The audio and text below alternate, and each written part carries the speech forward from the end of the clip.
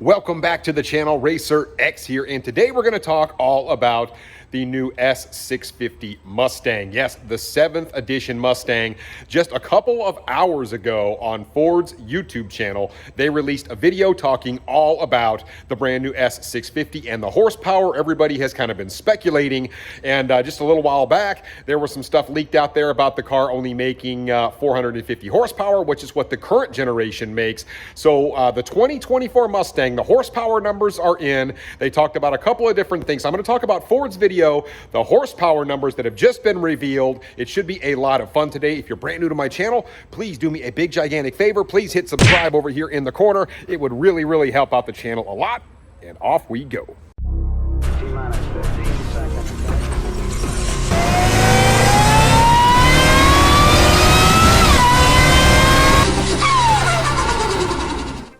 So it is a little bit of a crappy rainy day here in the Tampa area, but a couple of months ago, we actually saw Ford reveal to the world their new S650 Mustang. And a lot of people felt like they did a pretty good job with that car. I think what most people are excited about, even non-Ford guys, even non-Mustang guys, was the fact that they're still going to give us V8 Mustangs in the future, and a lot of other companies are not doing that right now. So people that are traditionally liking Scat Packs, or traditionally liking Corvettes or whatever else it is, this is probably going to be the most affordable V8 American option out there.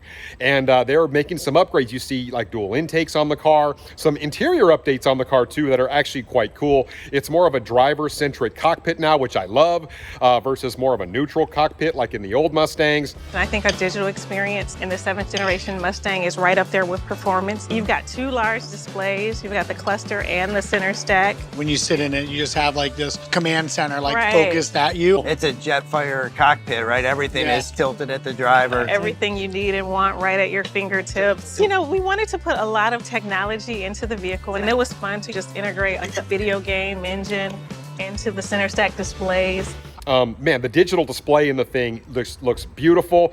Some different design cues. They actually took some design cues off of the 1964 Mustangs. When you look at the front end of the 64, it kind of has a horizontal brow across the front, and it creates this very strong graphic. And if you can kind of imagine a bodybuilder that comes across like that with strong man muscles. And that represents the power and performance that this car is known for. So they did some really neat things with this car. It's kind of got a lot of people talking. We did see the GT, we saw the Dark Horse, but we didn't get a lot on horsepower. So 4 hours ago, they put out something on the horsepower. So you're gonna see a couple of clips from what Ford put out. So you'll see those kind of throughout what I want to talk about, but I definitely wanted to make sure I made mention horsepower numbers are in, right? So 486 naturally aspirated horsepower out of a 5-liter engine. Most powerful Mustang GT they have ever made. They've just got a horsepower update. We got a horsepower update? You got the horsepower updates. All right, so on the GT, we're ringing the bell at 486. 486. Horsepower. Most powerful Mustang GT ever. Most powerful V8 in its class. And it's the most powerful engine, V8 American engine out there right now. They actually made one more horsepower than the 6.4-liter Hemi. I feel like they did that on purpose. I don't think it was an accident that happened, that they made more horsepower by one than the 6.4 Hemi, and of course it makes more power than Camaro SS as well at 455. So they made a point to do that, and then of course the Dark Horse numbers came in as well. On the Dark Horse, right? 100 horsepower per liter, 500 horsepower. By far and away the most powerful naturally aspirated V8 we've done. They didn't talk about torque, but as kind of expected, the Dark Horse makes 500 horsepower. And that is a pretty cool thing to think about, in the fact that we can still get these. They're probably going to be more reasonably priced, certainly than the Corvette. And if we don't have any more V8 options coming down from Dodge, we know the Camaro might go away, at least in internal combustion form. Man, our options are really limited, but this is pretty exciting news coming down from Ford. We did see on their video there, they've got a bunch of race car drivers talking about different things. They've got some Ford executives there talking about what they did with the car. A pretty neat little video. So not only do we have the most powerful Mustang GT ever, up, what, 36 horsepower over the previous generation. Of course, it made 460, and then they had to go back down because of emissions and all that kind of stuff. But most definitely an upgrade in power on the new Mustang GT.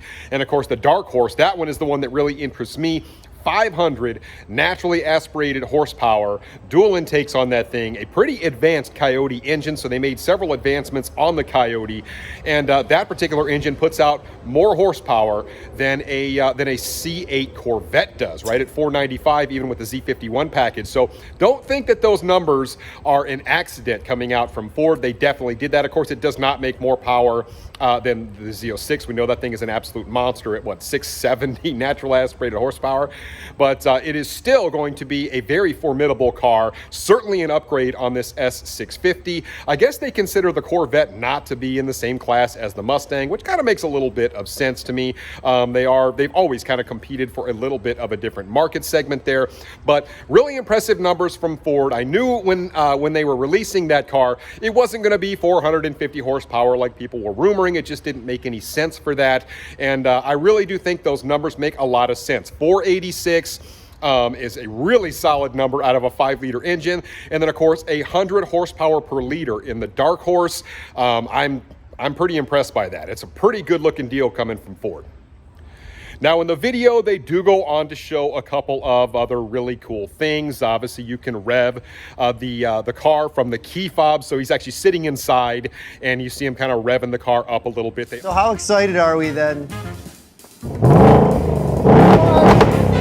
No. I've just remote started. I love this party trick right now. He's just like, holy, that's sick. Is that amazing or what? It is pure adrenaline. Yeah. You can just set the quiet mode, 'cause we don't like to wake up our neighbors, right? No, it's the best part. They also talk for a little bit about the drift brake that they have in the car. That is a brand new thing for Ford. You don't see that on very many cars right now. So that is another really cool thing that they decided to point out. Oh, we're doing a drift brake. If you ever think in a million years we'd be at Ford Testing on the VDA, handbrakes. setting up electric handbrakes for drifting. Drifting has been a passion and been such a huge part of my life for almost 20 years. So I just can't wait for people to feel it, like it's sick. The funnest distance between 2 points is sideways. So they do talk a little bit about some of the special features. This was mostly about releasing the horsepower finally. And believe me, they made us wait on purpose. And I love the fact that these companies do that. They kind of keep you on the edge of your seat a little bit. They let the rumor mill sort of stir just a little.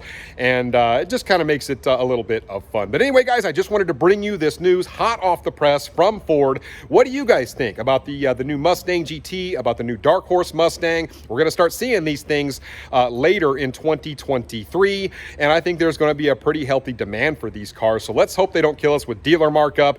But I'd love to hear your comments, so let me know below, and I will catch you on the next one. So until then, Racer X. Many of our competitors are saying the days of the V8 are over. We're saying not even close.